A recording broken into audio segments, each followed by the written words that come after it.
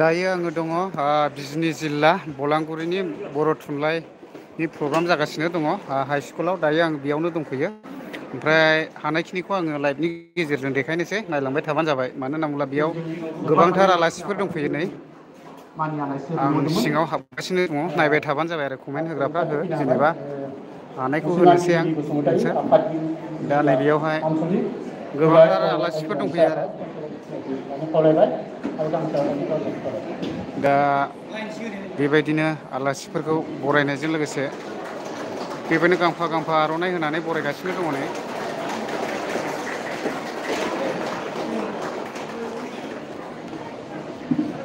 मोनसे लोब्बा थानाय आफाद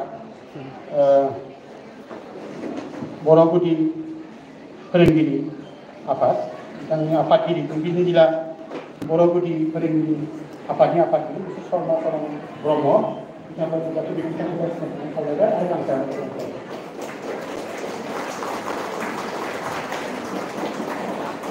नोंथांमोननि जायगा दा बेनाराव नायनानै लादो नै बिजनी जिल्ला बर' थुनलाइ आफाद आरो दा गोबांथार दंफैयो। ओमफ्राय आंनि बेकग्राउन्डजों दं आलासिफोरखौ नायनानै लागोन। आफादनि आगुनि आफादगिरि नीलेश्वर नार्जारी सारखौ आं खावलायबाय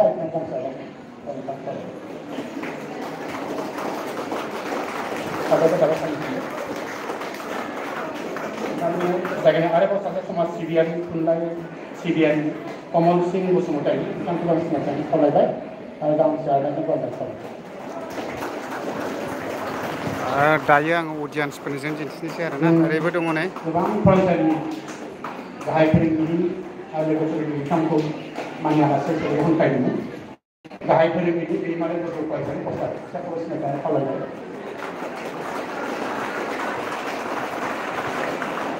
केमेरानि कुवालिटियाथ' मोजां फैखायाखै, मानो होनना बुङोब्ला न' सिङावसो नालाय, दा बेनिखायनो आरो मोजां फैनाय जायाखै। थेवबो देखायलांनोसै, जायफ्रा नायनो इन्टारेस्टेड मोनो नायलांनो हागोन आरो दिनैनि प्रग्रामखौ आं लाइभजोंनो देखायनो नाजानोसै।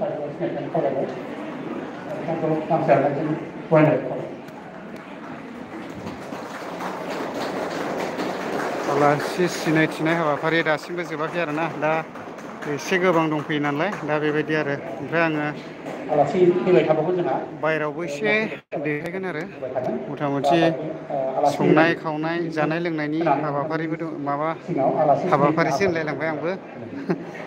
जानाय लोंनायनि बेब'स्थाबो खालामनाय जादों आरो दा बेबायदि। ओमफ्राय आं एसे बायहेरायाव देखायनोसै। दा स्टुडेन्टसफ्रा सिङाव हाबजोब्बाय आरो, माने बायहेरायाव थायोब्ला उसुबिदा मोनो होननानै सिङाव हाबनो होबाय जोङो। दा बेबायदि आरो नै बेबायदि लादु साहा बायदिसिनाबो राननाय जादों नै ओरैहाय जेराव। दा बेबायदि आरो नायलांबाय थानो हायो। माखासेया केमेरायाव फैनो एसे उसुबिदा, सिबायफोर लाजियो। ओरै दङ नै गोबांथार स्टुडेन्टसफोर। दा बेनिफ्राय गोजाननिफ्राय मोजां नुहुरनो नागिरा नै।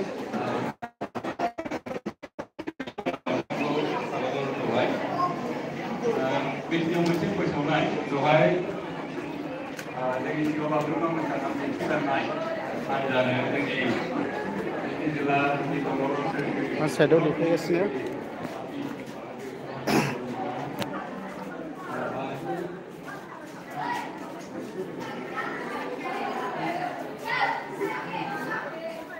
ओमफ्राय नैबेयावहाय डान्स मोसानो थाखायहाय माबा खालामगासिनो आरोना एसे रोनानै मोना, माने रिहार्सेल खालामदों आरो सोलोंगासिनो नै। माने गोबांथार मोसानाय दङ आरो नै ओरैबो दं, बिसोरो सोलोंगासिनो नै।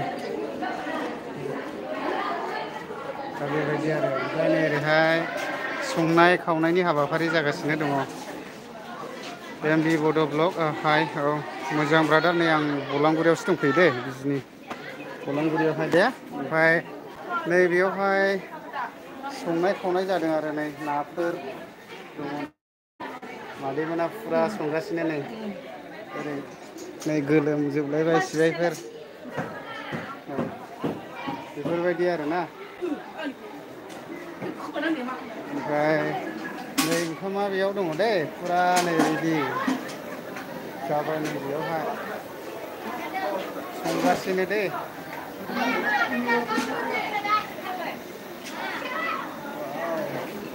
ओरै दङ नानिमोना फुरा मैगं हागासिनो नै दा बेबायदि आरो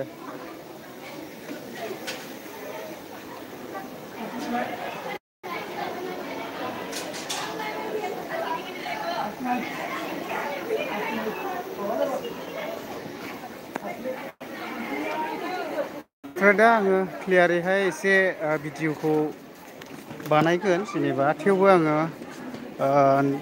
लाइभआव थाबाय नेटआसो मा रोखोम जाखो नोंथांमोनासो मिथिसिगोन आरोना ओमफ्राय आं बारा गोबाव दोननाय नङा लाइभखौ दसेल' दोननाय जागोन थेवबो आरो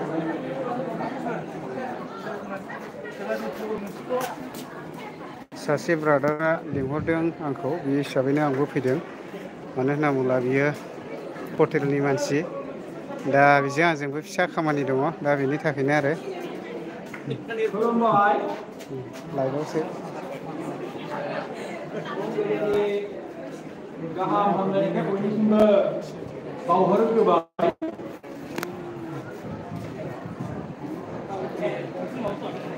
आं मा बुंनो आङो खाफाल गोनांसो होननांगोन ना बेले खाफाल दाखुरासो होननांगोन दिनैहाय आं बेयाव हरखाबै सफैबाय एसे मोजाङै नायदो बेयोथ' खाफाल गोनांनि बादै जेबो नङा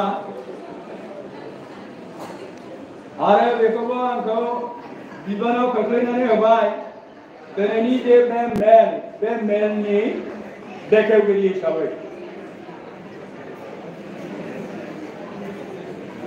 जिखियानो जादोला आङो बानस'ग्रा बेखेवगिरि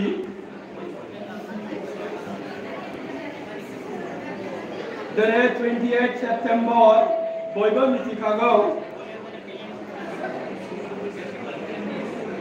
मार्टियार्स डे मुंख्लं सान बर' थुनलाइ बोसोरै बे बर' 28 थुनलाइ आफाद सेप्तेम्बरखौ ब्रादार फालिनाय जायो नार्जारि बर' ब्रादार थुनलाइ आफादनि गेजेरजों दिनैबो बिजिनि जिल्ला बर' थुनलाइ आफादा बे बल्लामगुरि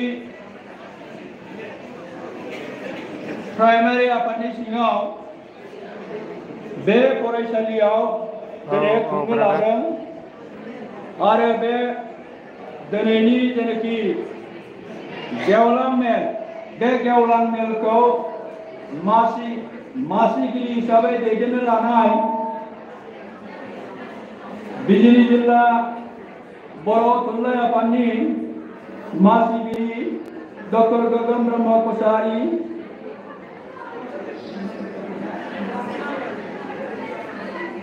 बेनिफ्राय दिनैनि बे प्रग्रामाव गाहाय आलासि हिसाबै हांख्रायनाय लेखा सफैनो हानाय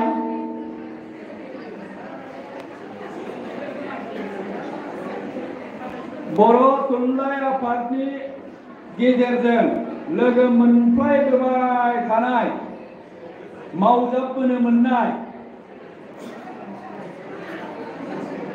मानव गेदेर गपिनाथ बसुमतारी बरगयारि बसुमतारीसो होनब्लाना बोरायबायथ' बेफोर जिनिसा माबा माबि जालाङो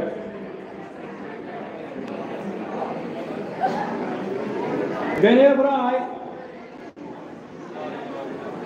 आं लाइभखौ दोनथ'नोसै मानो होनना बुङोब्ला आङो सेकेन्ड भिडिअ होगोन ओमफ्राय दा एसे लाइभखौ दोनथ'नाय जासिगोन बिजनी बान्दोक हायर जायखिनि लाइभआव सेकेन्डारि फैबाय बयनिसिमबो गोजोननाय जासिहरनाय थाबाय बारग' गारायो दसे थाबावनोसै आङो लोगोफोर आंनि क्लासमेट मथा मथि जोङो 1971 आव 5 मेट्रिक मिनिट पास थाबावनाय जादों जागोन बिथांजोंनो सिनायनो बिथां अरुण चन्द्र बसुमतारी आरो गुबुन गुबुन दल संगठननि बिबानगिरि दैदेनगिरि मानव गेदेर बिथांमोन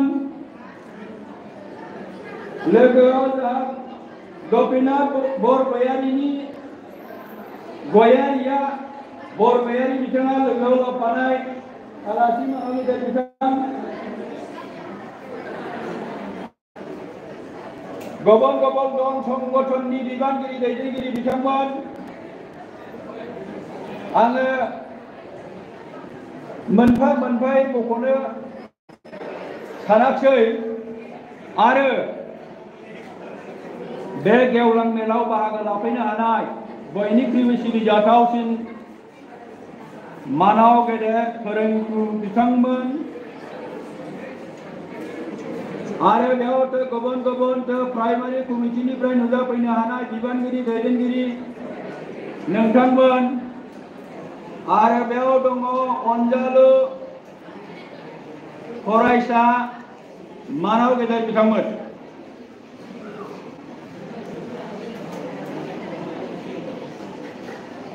खम संख्यानिब्लाबो रायजो राजा निश्चय दङ